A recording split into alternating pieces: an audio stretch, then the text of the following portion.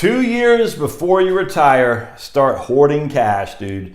Hoarding cash, building it up. Stop maximizing your contributions to your pre-tax IRA, 401k, TSP, 403b. Start building cash. I cannot stress this enough. Cash is king. Cash is liquid. It's already been taxed. Yes, you're going to get a little bit taxed on the interest you're making now, which is great because we haven't had a chance to make any interest on cash for a long, long time.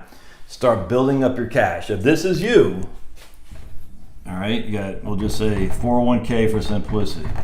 Hopefully the audio is working here. And this is you with just a tiny bit of cash.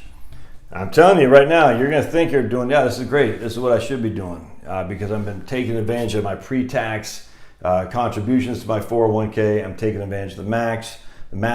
On top of that, my growth is tax deferred as well. This is what I should be doing. Yeah, that's fine while you're still working and making money and all that stuff. 2 years out, you shouldn't be doing this anymore. You shouldn't. You need to get this guy built, man. You need to get this guy built.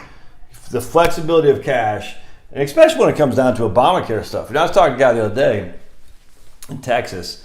I think we're going to keep their income to $60,000 a year, I think is what it was. And they need more than that. So we're going to keep their income at $60,000 a year. They were paying the premiums on Obamacare was like $1,800 a month. Because their income was so low, they're only going to pay they themselves like on $197 a month or something like that. They're getting Obamacare premium tax credits. Basically 90% of the cost of freaking the Obamacare. All right, so that right there, we'll just say that's $1,600 a month. I don't know what 16 times 12 is off the top of my head. Let's just say that's $18,000. That's about $20,000 a year of Obamacare premium tax credits that they're going to get. Will they continue to get those forever? I don't know. I don't know what the freaking Biden laws. No one's talking about changing anything. I don't know, but certainly that could be changed in the future, just like every tax law could. But right now, it's what we're working with. So he's going to get these massive credits. We'll just say roughly $20,000 a year in credits. That's tax-free because his income is below a certain threshold. How can his income be below a certain threshold? Well, because he has enough cash to have liquidity and flexibility in which to complement his other distributions from here. So what's happening is he's going to pull some money from here and he's going to pull some money from here. And that will keep his income, I think it was around $60,000 between he and his wife, which means he'll qualify for Obamacare premium tax credits. That's a big flipping deal. On the other hand, many people don't have any cash here, so they're all in their 401k, and they're going to have to take money out, we'll just say for $100,000 a year for simplicity. All right, $100,000 a year doesn't put you poor on paper. On top of that, you're going to have to pay tax on $100,000. All right, so yeah, but Josh, I'm in a 24% tax bracket, so I'm getting pre-tax contributions of 24%. Effectively, I'm not paying 24% on the money I put in my 401k, and instead I'm only going to take it out at 12%. They're missing the boat, dude. You're missing the boat. When it comes to Obamacare, when it comes to other things that are income contingent, what I'm saying? Maybe your property taxes, for heaven's sake. My lady, I think it was Annette down there in Texas, she did some pretty good research because they're looking to move, and she's looking at some counties where your property taxes are contingent on your income. Cash. Pay a little bit more tax on the front end while you're working, while you have the cash flow. By the way, I can't stress this enough, dude. As some guy who's self-employed, the cash flow ebbs and flows.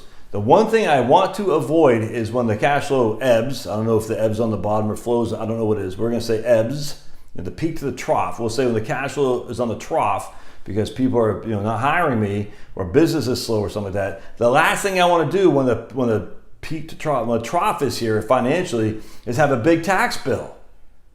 But Josh, you paid more in taxes. Yeah, I did. I paid more in taxes when I was making money, when I had the cash flow in which to afford to pay those. When the cash flow stops, for whatever reason, because I'm retired, because I'm living on my portfolio is down 100 million%, the business goes slow, whatever, I don't want that extra burden of having to pay the tax. Pay the tax while you have the cash flow to pay it, even if it costs you a little bit more money. Even if there is no thing as Obamacare premium credits you have to contend with.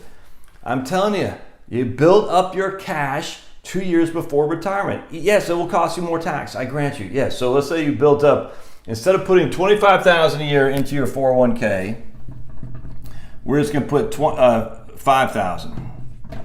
And then we're going to add this extra $20,000 to this guy right here, to cash.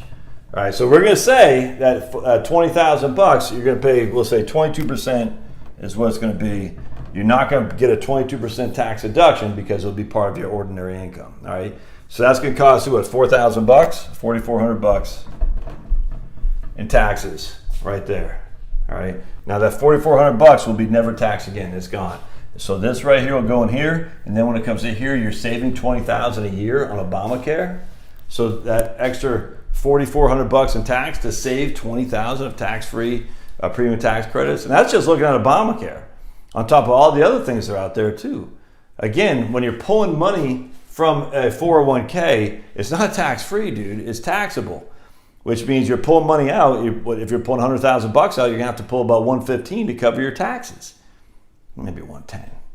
You see what I'm saying? The flexibility that cash gives you is huge. What if you have an emergency? You know, your roof falls off or something like that, and you got another $10,000 you need to pay for your new roof. You've already taken $100,000 out of your 401k. Now you got to pull another $10,000 out. You know, when you take $100,000 out, that puts you in at 15%. You're the 12% tax bracket. But now the next $10,000 you got to pull out puts you in the 22% tax bracket. But if you have cash, you don't need to worry about that because you have the cash. Talked to these guys yesterday. I said, man, you know, we got some cash. And I said, well, don't use all your cash, dude. You know, what we did in this regard is we said we're going to divide his 401k into basically two pieces here. We're going to put, you know, half in the BND and half in VTI. Now he can do whatever he wants. It's his money. I don't manage it. I don't control it. But this is just my thoughts. So you get half in BND, half in VTI, and you get a bunch of cash.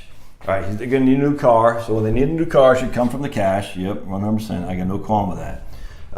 But when they just need a day-to-day living expense, what we want to do is if this is up, you take it from here. If this is down, you take it from here, if that makes sense. And the point being is we're keeping our cash on the side to supplement whatever we're taking from here. Now, they're on FEHB, Federal Employee Health. Actually, they're on TRICARE, so they don't need to worry about Obamacare stuff. We still need cash, though. Still need cash. More cash, more cash, more cash. So what happened here, and this is kind of like the two-bucket retirement plan, the stocks go up, they pull the money from stocks. The stocks go down, they pull the money from here. Anything else they need to supplement their income, to basically what we're trying to do is keep them right at the top of the 12% bracket. And that I don't want to get into it here, but what that does is just it makes it so there's just a nice even keel across the board, if that makes sense. Actually, when he dies, the husband, he's a little bit older and probably going to die before the wife. The wife will be, her tax bracket will bump up a little bit because the widow's tax trap I talk about, and she'll be 88 years old or something like that. It's just not a huge issue to contend with. But some people it is, without question. In their case, it's not that big a deal. Anyway, but we want cash to supplement. Roof goes off, you know, you got to get some tires. Tires aren't cheap, you know what I'm saying? I don't know, you want to paint your deck. You want to stain your deck. All these things, cash. If everything is in your 401k, you have no flexibility. And when emergencies come and you're like, I had a great plan until you got punched in the face. Everyone's got a great plan until they get punched in the face, says the man Mike Tyson. You have a great plan. You're like, yeah, and then I just take $80,000 a year out and I'll still qualify for Obamacare premiums. Then whoop, your roof goes off. Now I need another $15,000 to replace my roof.